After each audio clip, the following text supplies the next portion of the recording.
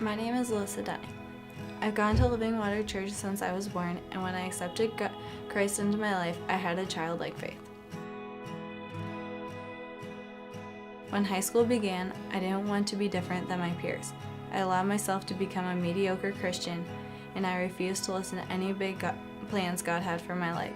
I wanted to go to church, go home, and not worry about having to live out what God had for my life.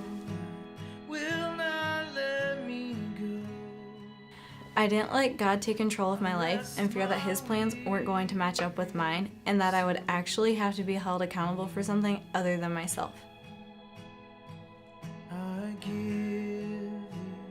As I began to let myself fully trust God, my plans of going unnoticed began to repeatedly fail. I was confused and frustrated when I decided I needed a change in my life. I realized that the only thing holding me back from being everything God created me to be was myself. I was tired of going through the motions of religion. I followed the rules but lacked the relationship. My senior year began, and I watched the people around me, and I knew I wanted to be different. What I saw were people just like me being mediocre Christians too.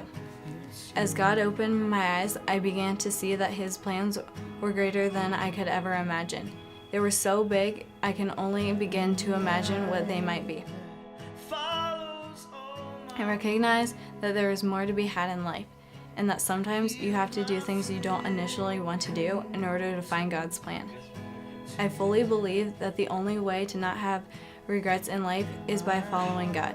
So now I'm giving God control and allowing Him to lead me wherever He calls.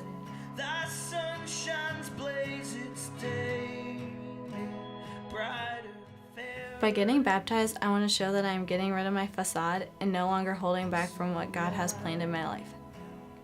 I am excited to see what God has in store for my future.